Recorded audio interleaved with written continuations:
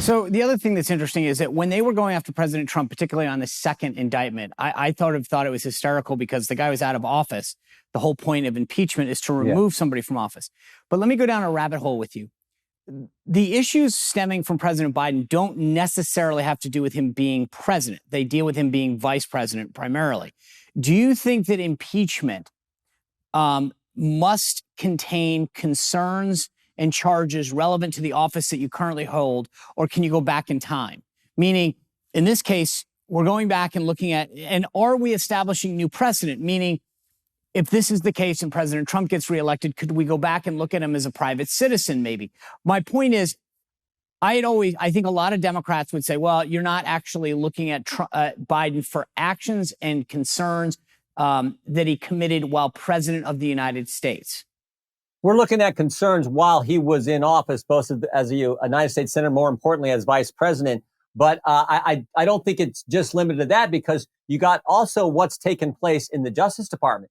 We have an important hearing with Merrick Garland coming up. So I think that's important too, how they handled this investigation by David Weiss in the U.S. Attorney's Office in Delaware with Hunter Biden. I think that is part of this too, how they handled that, and the idea that they let the statute of limitations run for the most significant tax violations in the tax years.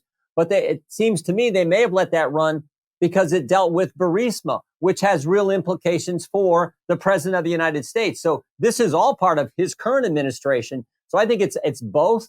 And we will look at all that as we proceed in our investigation. So I've played these clips over and over again. And this weekend on the Sunday shows, we heard almost every host parrot this no evidence talking point. Nancy Mace made a very compelling case. I've heard you make the compelling case. You know, here are the emails. Here are the text messages. Here are the calls into business meetings at Hunter Biden. What do Republicans have to do to persuade? And I get that this may be a tall order, so don't get me wrong, but I think that there's a case that the American people need to see that isn't about Hunter Biden, but it directly links Joe Biden to Hunter Biden's nefarious activities.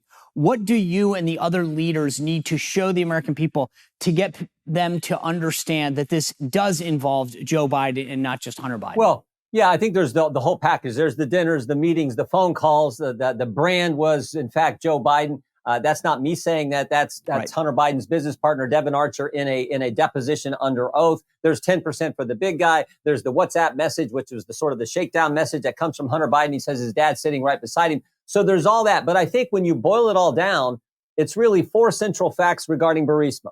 So fact number 1, Hunter Biden's put on the board of Burisma. Fact number 2, he's not qualified to be on the board of Burisma. Fact number 3, the head of Burisma tells Hunter Biden, we're under pressure from the prosecutor and others. We need relief from that pressure. Fact number 4, Joe Biden, 5 days after that message is communicated to D.C., Joe Biden goes to Ukraine and starts the process of getting the prosecutor fired. And he does so by leveraging our tax money, the people of the 4th District of Ohio, their tax money. He does it. And most importantly, that fourth fact is kind of confirms what the confidential human source said in the 1023 form.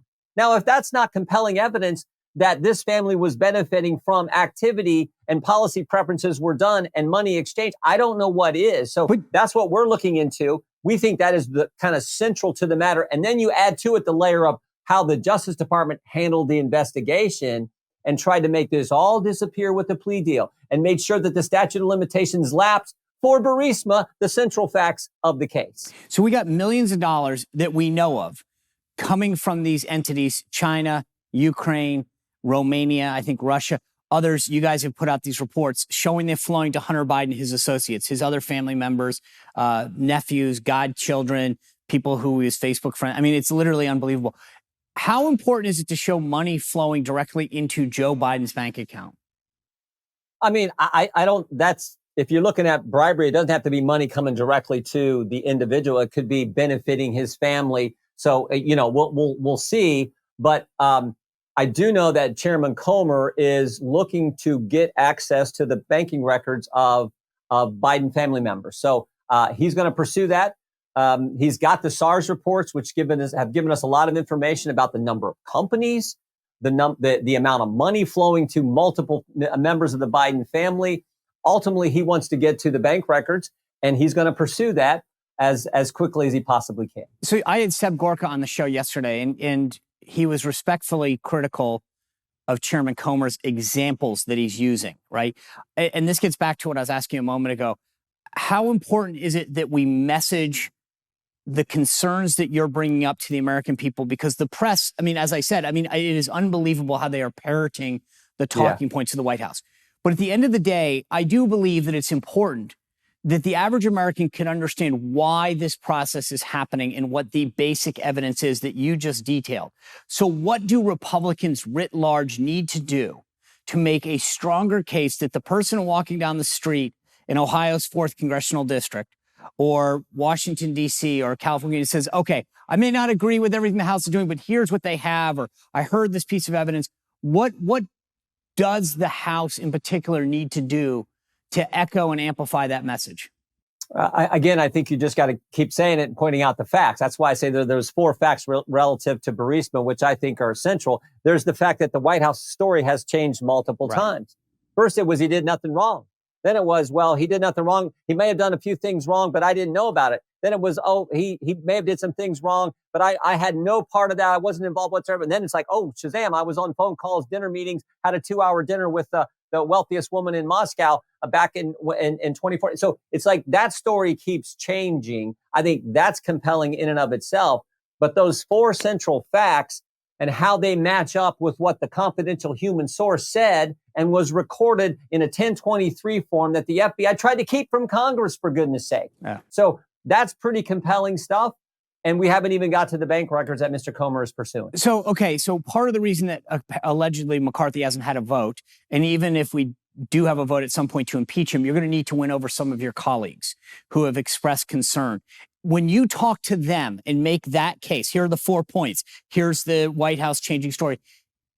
Does that move them? Do they want more? What is it that they need to see? I think now my colleagues fully understand why it was appropriate, why it was warranted to move to an impeachment inquiry phase of oversight. I think they get it now because we have been talking to them. We had a conference last week where we laid out the facts for our colleagues in the House. Frankly, I think it's important for the entire House of Representatives to know, not just Republicans, but everyone to take a look at these facts because they are so, I think, so compelling that we have to go to this stage and do our constitutional duty. And certainly 1,000 times more compelling than any facts the Democrats had when they did this to President Trump, their ridiculous impeachment of him 4 years ago. I mean, and here's the irony, Sean. They said that President Trump leveraged American tax dollars to get a certain policy outcome in Ukraine. The truth is he didn't. Ukraine did nothing and they got the money. In this situation, Joe Biden leveraged American tax dollars to get a policy outcome, and he got the policy out. He got the guy fired. And that was an abrupt change in the foreign policy of the Obama administration.